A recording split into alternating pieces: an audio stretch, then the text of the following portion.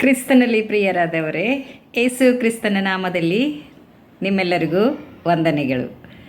ಈ ಒಂದು ದಿನದ ದೇವರ ವಾಕ್ಯವು ನಮಗಾಗಿ ಯಾವುದನ್ನು ದೇವರಿಟ್ಟಿದ್ದಾನೆ ಎನ್ನುವಂಥದ್ದನ್ನು ನಾವು ನೋಡುವಾಗ, ಯೇಸು ಮರಣ ಹೊಂದಿರುವಂಥದ್ದು ಯಾತಕ್ಕಾಗಿ, ಯೇಸು ಯಾಕೆ ಮರಣವನ್ನು ಹೊಂದಿದನು ಎನ್ನುವಂಥ ವಿಷಯ ದೇವರು ನಮಗಾಗಿ ಈ ದಿನ ಇಟ್ಟಿರುವುದರಿಂದ ನಾವು ದೇವರಿಗೆ ಸ್ತೋತ್ರವನ್ನು ಸಲ್ಲಿಸೋಣ. ಯೇಸು ಕ್ರಿಸ್ತನು ಯಾಕೆ ಮರಣವನ್ನು ಹೊಂದಿದನು ಎನ್ನುವುದಕ್ಕೆ ಕೆಲವು ಬೈಬಲ್ನಲ್ಲಿರಲಿಕ್ಕಿರುವಂಥ ವಾಕ್ಯಗಳ ಮೂಲಕ ನಾವು ಸ್ಪಷ್ಟೀಕರಿಸಿಕೊಳ್ಳೋಣ. ಮೊದಲನೇದಾಗಿ, ದೇವರು ಲೋಕದ ಜನರನ್ನು ಅವರ ಪಾಪಗಳಿಂದ ಬಿಡಿಸಿ ಕಾಯುವುದಕ್ಕೋಸ್ಕರ ಅಥವಾ ಪಾಪದಿಂದ ವಿಮೋಚನೆ ಕೊಡುವುದಕ್ಕೋಸ್ಕರ, ಜನರನ್ನು ನೀತಿವಂತರನ್ನಾಗಿ ಮಾಡುವುದಕ್ಕೋಸ್ಕರ ಆತನು ಶಿಲುಬೆ ಮೇಲೆ ತನ್ನ ಮರಣವನ್ನು ಅಪ್ಪಿದನು ಅಥವಾ ಶಿಲುಬೆ ಮೇಲೆ ತನ್ನ ಜೀವವನ್ನು ಕೊಟ್ಟನು ಎಂದು ನಾವು ನೋಡುತ್ತೇವೆ. ರೋಮಾಪುರದವರಿಗೆ ಬರೆದ ಪತ್ರಿಕೆ 4ನೇ ಅಧ್ಯಾಯ 25ನೇ ವಚನದಲ್ಲಿ ಈ ರೀತಿಯಾಗಿ ಹೇಳ್ತದೆ. ರೋಮನ್ಸ್ ಚಾಪ್ಟರ್ 4 ವರ್ಸ್ 25 ಬಿನಲ್ಲಿ, ನಮಗೆ ನೀತಿವಂತರೆಂದು ನಿರ್ಣಯಿಸಲು ಆತನು ತನ್ನ ಮರಣವನ್ನು ಅಪ್ಪಿದನು ಅಥವಾ ಶಿಲುಬೆಯನ್ನು ಏರಿದನು, ತನ್ನ ರಕ್ತವನ್ನು ಸುರಿಸಿದನು. ನಮ್ಮನ್ನು ನೀತಿವಂತರನ್ನಾಗಿ ಮಾಡುವುದಕ್ಕೋಸ್ಕರ ಆತನು ಮರಣಿಸಿದನು. ನಾವು ಅನ್ಬೋದು, ನಾವೇನು ನೀತಿವಂತರಾಗಿರಲಿಲ್ವಾ? ನಾವೇನು ಪಾಪಿಗಳ? ಹೌದು, ನಾವು ಪಾಪಿಗಳೇ. ಈ ಲೋಕದಲ್ಲಿರುವವರೆಲ್ಲರೂ ಪಾಪಿಗಳೇ. ಎಲ್ಲರೂ ಪಾಪ ಮಾಡಿ ದೇವರ ಮಹಿಮೆಯನ್ನು ಹೊಂದದೇ ಹೋಗಿರೋದ್ರಿಂದ, ನಾವು ಅಪರಾಧಿಗಳಾಗಿರೋದ್ರಿಂದ, ನಾವು ಪಾಪಿಗಳಾಗಿರೋದ್ರಿಂದ, ನಾವು ದೇವರಿಗೆ ವಿರೋಧವಾದ ಕೆಲಸಗಳನ್ನು ಮಾಡಿ ಸೈತಾನನ ವಶದಲ್ಲಿರುವುದರಿಂದ, ಪಾಪದ ಬಂಧನದಲ್ಲಿರೋದರಿಂದ ನಮ್ಮನ್ನು ಬಿಡಿಸಿ ನಮ್ಮನ್ನು ನೀತಿವಂತರನ್ನಾಗಿ ಮಾಡುವುದಕ್ಕೋಸ್ಕರ ಯೇಸು ಸ್ವಾಮಿ ಶಿಲುಬೆ ಮೇಲೆ ತನ್ನ ಪ್ರಾಣವನ್ನು ಕೊಟ್ಟನು ಎಂದು ನಾವು ಬೈಬಲ್ನಲ್ಲಿ ನೋಡ್ತೇವೆ. ನಿಜವಾಗಿರಲಿಕ್ಕಿರುವಂಥ ಈ ಮಾತು, ಯೇಸು ಕ್ರಿಸ್ತನು ತನ್ನ ಪ್ರಾಣವನ್ನೇ ನಮಗಾಗಿ ಎರೆಯುವುದಾದರೆ ಯೇಸು ಕ್ರಿಸ್ತನ ಪ್ರೀತಿ ನಮ್ಮ ಮೇಲೆ ಎಷ್ಟಿತ್ತು, ಅಥವಾ ಆತನ ಪ್ರೀತಿ ಈ ಲೋಕವನ್ನು ಜಯಿಸುವಂಥದ್ದಾಗಿತ್ತು. ಆತನ ಪ್ರೀತಿ ಸೈತಾನನನ್ನು ಜಯಿಸುವಂಥದ್ದಾಗಿತ್ತು. ಆತನ ಪ್ರೀತಿ ಮರಣವನ್ನು ಜಯಿಸುವಂಥದ್ದಾಗಿತ್ತು. ಆತನ ಪ್ರೀತಿ ನಮ್ಮನ್ನು ನೀತಿವಂತರನ್ನಾಗಿ ಮಾಡುವ ಒಂದು ಸಾಧನವಾಗಿತ್ತು ಎಂದು ನಾವು ನೋಡುವವರಾಗಿದ್ದೇವೆ. ಅದೇ ರೀತಿಯಾಗಿ ಯೇಸು ಕ್ರಿಸ್ತನು ನಮ್ಮನ್ನು ನೀತಿವಂತರನ್ನಾಗಿ ಮಾಡಬೇಕಾದರೆ ಏನು ಮಾಡಬೇಕಾಗಿತ್ತು ಅಂತಂದರೆ, ಸತ್ಕಾರ್ಯ ಮಾಡಬೇಕಾಗಿತ್ತು. ಆ ಸತ್ಕಾರ್ಯ ಯಾವುದು? ಆ ಸತ್ಕಾರ್ಯ ದೇವರೇ ದೇಹಧಾರಿಯಾಗಿ, ರಕ್ತ ಮಾಂಸಧಾರಿಯಾಗಿ ಪರಲೋಕದಿಂದ ಭೂಲೋಕಕ್ಕೆ ಇಳಿದು ಬಂದಿರಲಿಕ್ಕಿರುವಂಥ ಸರ್ವಶಕ್ತನು ಆತನು ದೇವರು. ಆತನಿ ಭೂಲೋಕಕ್ಕೆ ಬಂದು 33 ವರ್ಷ ಈ ಲೋಕದಲ್ಲಿ ಬಾಳಿ ಬದುಕಿದನು. 33 ವರ್ಷದಲ್ಲಿ ಆತನು ತನ್ನ ಪ್ರಾಣವನ್ನು ಶಿಲುಬೆ ಮೇಲೆ ನಮಗೋಸ್ಕರ ಸಮರ್ಪಿಸಿದನು. ಆತನು ನಮ್ಮನ್ನು ಬಹಳವಾಗಿ ಪ್ರೀತಿಸಿರುವುದರಿಂದ ಆತನು ಶಿಲುಬೆ ಮೇಲೆ ತನ್ನ ಪ್ರಾಣವನ್ನು ನಮಗೆ ಸಮರ್ಪಿಸಿದನು. ಆತನು ತನ್ನ ರಕ್ತವನ್ನು ನಮಗೋಸ್ಕರ ಸುರಿಸಿದನು. ಇದು ಆತನು ಮಾಡಿರುವಂಥ ಒಳ್ಳೆಯ ಕಾರ್ಯವಾಗಿದೆ. ಆತನು ಮಾಡುವಂಥ ಸತ್ಕಾರ್ಯವಾಗಿದೆ. ಆತನು ನಮಗೋಸ್ಕರ ಸತ್ಕಾರ್ಯವನ್ನು ಮಾಡುವುದಕ್ಕೋಸ್ಕರ ಮರಣವನ್ನು ಜಯಿಸಿದನು ಎಂದು ನಾವು ನೋಡುತ್ತೇವೆ. ಅದೇ ರೀತಿಯಾಗಿ ಇನ್ನೊಂದು ಪಾಯಿಂಟ್ ನಾವು ನೋಡುವಾಗ, ರೋಮಾಪುರದವರಿಗೆ ಬರೆದ ಪತ್ರಿಕೆ 5ನೇ ಅಧ್ಯಾಯ 6ನೇ ವಚನದಲ್ಲಿ, ರೋಮನ್ಸ್ ಚಾಪ್ಟರ್ 5 ವರ್ಸ್ 6 ಅದರಲ್ಲಿ ಏನು ಹೇಳ್ತಾ ಇದ್ದಾರೆ? ಭಕ್ತಿಹೀನರಿಗೋಸ್ಕರ ಆತನು ಪ್ರಾಣ ಕೊಟ್ಟನು.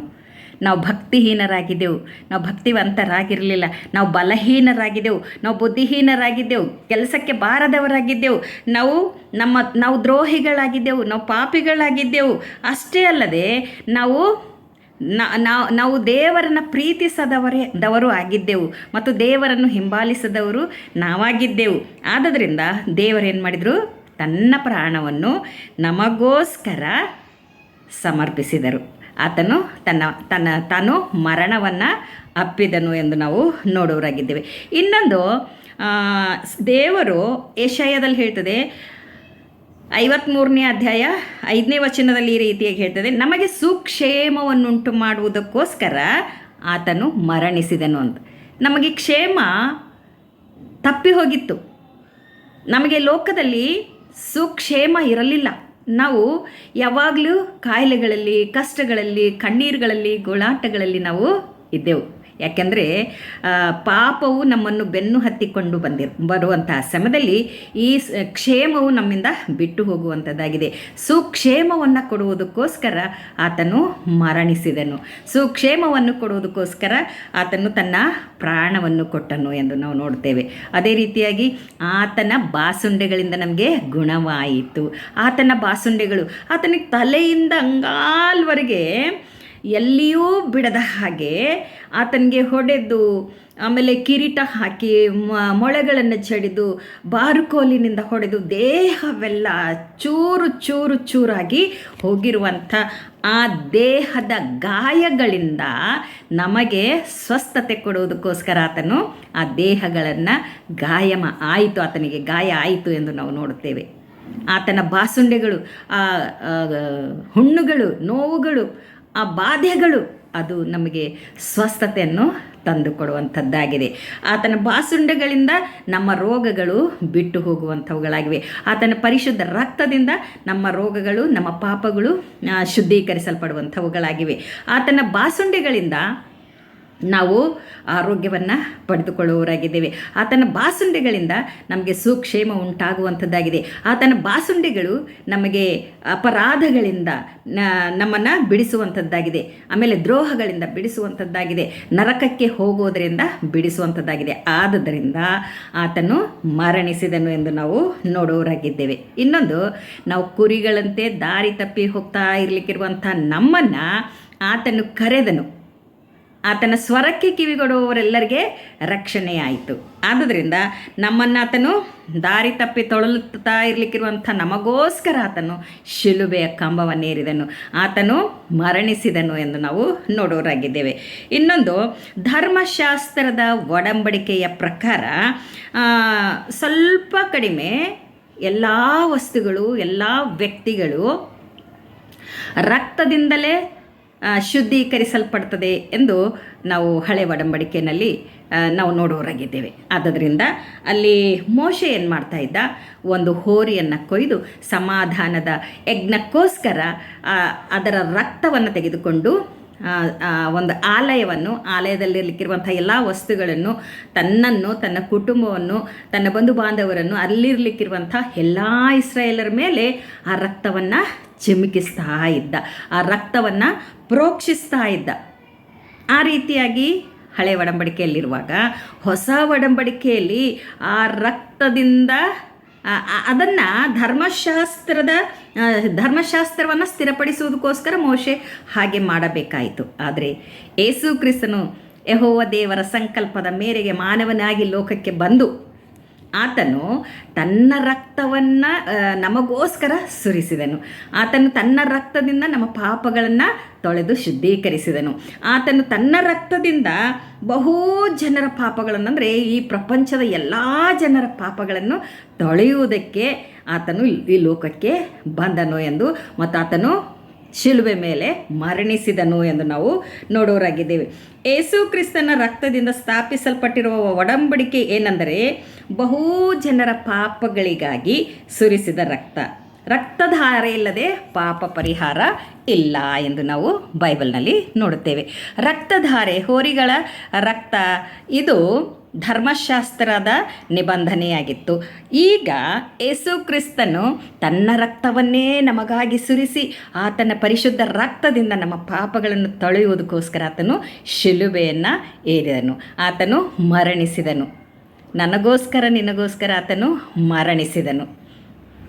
ದೇವರು ನಮ್ಮನ್ನು ಇಷ್ಟೊಂದು ಪ್ರೀತಿಸಿ ನರಕಕ್ಕೆ ಹೋಗೋದರಿಂದ ತಪ್ಪಿಸುವುದಕ್ಕೋಸ್ಕರ ಆತನು ಮರಣಿಸಿ ತನ್ನ ರಕ್ತವನ್ನು ನಮಗೋಸ್ಕರ ಸುರಿಸಿದ್ದಾನೆ. ನಾವು ಆತನಿಗಾಗಿ ಏನು ಮಾಡುವವರಾಗಿದ್ದೇವೆ? ನಾವು ಏನು ಮಾಡ್ತಾ ಇದ್ದೇವೆ? ನಾವು ಆ ರಕ್ತಕ್ಕೋಸ್ಕರ ನಾವು ಪ್ರಾರ್ಥಿಸಿ ನಾವು ಪಶ್ಚಾತ್ತಾಪಪಟ್ಟು ನಮ್ಮ ಪಾಪಗಳನ್ನು ಕ್ಷಮಿಸುವುದಕ್ಕೋಸ್ಕರ ನಾವು ಬೇಡ್ತಾ ಇದ್ದೇವಾ? ಅಥವಾ ಯೇಸು ಕ್ರಿಸ್ತನು ಆ ಶಿಲುಬೆ ಮೇಲೆ ಮಾಡಿರಲಿಕ್ಕಿರುವಂಥ ಆ ತ್ಯಾಗಕ್ಕೋಸ್ಕರ ನಾವು ತ್ಯಾಗವನ್ನು ನಾವು ಯೋಚನೆ ಮಾಡ್ತಾ ಇದ್ದೀವ? ಅಥವಾ ಆತನು ಮಾಡಿರಲಿಕ್ಕಿರುವಂಥ ಸತ್ಕಾರ್ಯವನ್ನು ನಾವು ಯೋಚನೆ ಮಾಡ್ತಾ ಇದ್ದೀವ? ಆತನತ್ತು ಶಿಲುಬೆ ಮೇಲೆ ಪಟ್ಟಿರಲಿಕ್ಕಿರುವಂಥ ಒಂದೊಂದು ಗಾಯಗಳು, ನೋವುಗಳು, ಬಾಧೆಗಳು, ಅವಮಾನಗಳು, ನಿಂದೆಗಳನ್ನು ನಾವು ಎಂದಾದರೂ ಯೋಚಿಸಿದ್ದೇವಾ? ದೇವರು ನನಗಾಗಿ ಅಷ್ಟೊಂದು ಮಾಡಿರುವಾಗ ನಾನು ಒಂದು ಸಾರಿ ಆ ಶಿಲುಬೆಯನ್ನು ದೃಷ್ಟಿಸಿ ನೋಡಿ, ಒಂದು ಸಾರಿ ಶಿಲುಬೆ ಮೇಲೆ ಯೇಸು ಸ್ವಾಮಿ ಮರಣಿಸಿರುವಂಥದ್ದನ್ನು ನೋಡಿ, ಶ್ರಮೆ ಪಟ್ಟಿರುವಂಥದ್ದನ್ನು ನೋಡಿ, ಕಷ್ಟಪಟ್ಟಿರುವಂಥದ್ದನ್ನು ನೋಡಿ, ಯಾಕಾಗಿ ಸ್ವಾಮಿ ನನಗೆ ಈ ಶಿಲುಬೆ ಮೇಲೆ ರಕ್ತವನ್ನು ಸುರಿಸಿದೆನು ಅಂತಂದರೆ, ನಾನು ಬೆಂಕಿಯ ಕೆರೆಗೆ ದೊಬ್ಬಲ್ಪಡಬಾರದು, ಪರಲೋಕಕ್ಕೆ ಹೋಗಬೇಕು ಎನ್ನುವಂಥ ಉದ್ದೇಶದಿಂದ ಆತನು ಮರಣಿಸಿದನು ಎಂದು ಪದೇ ಪದೇ ಸತ್ಯವೇದವು ನಮಗೆ ತಿಳಿಸುವಂಥದ್ದಾಗಿದೆ. ಆದುದರಿಂದ ಪ್ರಿಯರಾಗಿರುವ ದೇವಜನರೇ, ನಾವು ಯೇಸು ಕ್ರಿಸ್ತನ ರಕ್ತದಿಂದ ನಮ್ಮ ಪಾಪಗಳನ್ನು ತೊಳೆದು ಶುದ್ಧೀಕರಿಸಲ್ಪಟ್ಟವರಾಗಬೇಕಾಗಿರುವುದಾದರೆ ನಾವು ಆತನ ಶಿಲುಬೆ ಬುಡದಲ್ಲಿ ಬರಬೇಕು. ಆತನಿಂದ ಸುರಿತಾ ಇರಲಿಕ್ಕಿರುವಂಥ ರಕ್ತವು ಇಂದಿಗೂ ನಮ್ಮನ್ನು ಶುದ್ಧೀಕರಿಸುವಂಥದ್ದಾಗಿದೆ, ಇಂದಿಗೂ ನಮ್ಮನ್ನು ಬಿಡುಗಡೆ ಮಾಡುವಂಥದ್ದಾಗಿದೆ, ಇಂದಿಗೂ ನಮ್ಮನ್ನು ಪಾಪದ ಬಂಧನದಿಂದ ಬಿಡಿಸಿ ನಮ್ಮನ್ನು ಆತನ ಮಕ್ಕಳನ್ನಾಗಿ ಮಾಡಿಕೊಳ್ಳುವಂಥದ್ದಾಗಿದೆ. ಅಂಥ ಪರಿಶುದ್ಧ ರಕ್ತವು ಬೆಲೆ ಬಾಳುವಂಥ ರಕ್ತ ನಮಗೆ ಎಲ್ಲಿ ಯಾವ ದುಡ್ಡು ಕೊಟ್ಟರೂ ಸಿಗುವಂಥದ್ದಲ್ಲ. ಅದು ಆತ್ಮೀಕವಾಗಿರಲಿಕ್ಕಿರುವಂಥ ಆಶೀರ್ವಾದವಾಗಿದೆ. ಆತನು ನಮ್ಮ ಮೇಲೆ ತೋರಿಸಿರುವಂಥ ಪ್ರೀತಿಯಾಗಿದೆ. ಈ ಲೋಕದಲ್ಲಿ ಆತನಿಗಿಂತ ಪ್ರೀತಿ ಮಾಡುವಂಥವ್ರು ನಮ್ಗೆ ಬೇರೆ ಯಾರೂ ಸಿಗಲ್ಲ. ಆತನು ನಮ್ಮನ್ನು ಪ್ರೀತಿಸಿ ತನ್ನ ಪ್ರಾಣವನ್ನು ಶಿಲುಬೆ ಮೇಲೆ ಕೊಟ್ಟನು, ನಮಗೋಸ್ಕರ ಶಿಲುಬೆ ಮೇಲೆ ಮರಣಿಸಿದನು ಎಂದು ಇವತ್ತಿನ ದೇವರ ವಾಕ್ಯವು ನಮಗೆ ತಿಳಿಸುತ್ತದೆ. ಕರ್ತನಲ್ಲಿ ಪ್ರೀತಿಯ ನನ್ನ ಜನರೇ, ನಾವು ಯೇಸು ಕ್ರಿಸ್ತನ ರಕ್ತದಿಂದ ತೊಳೆಯಲ್ಪಟ್ಟವರಾಗಿ ಪರಲೋಕಕ್ಕೆ ಹೋಗುವುದಕ್ಕೆ ಪ್ರಯಾಸ ಪಡೋಣವೇ? ಅಥವಾ ನನ್ನ ಪಾಪ ಏನಾಗಿದೆ, ನನ್ನ ಅಪರಾಧ ಏನಾಗಿದೆ, ನಾನು ನಂಬಿಕೆಯಿಂದ ನಾನು ಮಾಡಿರುವಂಥ ಪಾಪಗಳನ್ನು ದೇವರ ಮುಂದೆ ಒಪ್ಪಿಕೊಳ್ಳುವವರಾಗಿರೋಣವೇ? ನಾವು ದೇವರ ಮುಂದೆ ನಮ್ಮ ಪಾಪಗಳನ್ನು ಒಪ್ಪಿಕೊಂಡು ಅರಿಕೆ ಮಾಡಿದರೆ ಆತನು ನಮ್ಮನ್ನು ಕ್ಷಮಿಸುವ ಆತನಾಗಿದ್ದಾನೆ. ನಂಬಿಕೆಯಿಂದ ನಾವು ಇದನ್ನು ದೃಢೀಕರಿಸಿಕೊಂಡು ನಾವು ಆತನ ರಾಜ್ಯದಲ್ಲಿ ಪುಸ್ತಕದಲ್ಲಿ ನಾವು ಹೆಸರು ಬರೆಸಿಕೊಳ್ಳುವವರಾಗಿರಬೇಕು. ನಮಗೆ ಎಲ್ಲಿಯಾದರೂ ಹೋಗಬೇಕಾಗಿತ್ತಾದರೆ ಒಂದು ಟಿಕೆಟ್ ಬೇಕಾಗ್ತದೆ. ಆದರೆ ಪರಲೋಕಕ್ಕೆ ಹೋಗಬೇಕಾದ್ರೆ ಸುಮ್ಮನೆ ಆಗಲ್ಲ. ಯೇಸು ಸ್ವಾಮಿ ಕೊಟ್ಟಿರುವಂಥ ಉಚಿತವಾದ ಈ ಪರಿಶುದ್ಧ ರಕ್ತದಿಂದ ನಮಗೆ ತೊಳೆಯಲ್ಪಟ್ಟು ನಮ್ಮ ಪಾಪಗಳು ತೊಳೆಯಲ್ಪಟ್ಟು ನಾವು ಪರಲೋಕಕ್ಕೆ ಹೋಗುವುದಕ್ಕೆ ಉಚಿತವಾದ ಟಿಕೆಟ್ ನಮಗೆ ಸಿಗುವಂಥದ್ದಾಗಿದೆ. ಆ ಉಚಿತವಾಗಿರಲಿಕ್ಕಿರುವಂಥ ಟಿಕೆಟ್ಗಾಗಿ ನಾವು ಬಾಯಿ ತೆರೆದು ಕೇಳುವಂಥವರಾಗಿರಬೇಕು. ನನಗೆ ಬೇಕು, ಆ ಟಿಕೆಟ್ ಬೇಕು, ನನ್ನ ಹೆಸರು ಪರಲೋಕ ರಾಜ್ಯದಲ್ಲಿ ಬರೆಯಲ್ಪಡಬೇಕು, ನಾನು ಪರಲೋಕಕ್ಕೆ ಹೋಗಬೇಕು, ನನ್ನ ಪಾಪಗಳು ತೊಳೆಯಲ್ಪಡಬೇಕು, ನಾನು ನಂಬಿಕೆಯಿಂದ ನಿನ್ನ ಪಾದದಲ್ಲಿ ಬರ್ತೇನೆ ಎಂದು ಒಂದೇ ಒಂದು ಸಾರಿ ನಾವು ಕೇಳಿಕೊಳ್ಳುವಾಗ ದೇವರು ನಮ್ಮನ್ನು ಅದರಿಂದ ಬಿಡಿಸಿ, ಪಾಪದಿಂದ ಬಿಡಿಸಿ ತನ್ನ ಮಕ್ಕಳಾಗಿ ಮಾಡಿಕೊಳ್ಳುವ ಆತನಾಗಿದ್ದಾನೆ. ದೇವರ ನಾಮಕ್ಕೆ ಸ್ತೋತ್ರವಾಗಲಿ. ಎಲ್ಲರಿಗೂ ಯೇಸು ಕ್ರಿಸ್ತನ ನಾಮದಲ್ಲಿ ಮತ್ತೊಂದು ಆವರ್ತಿ ವಂದನೆಗಳು. ಆಮೇನ್.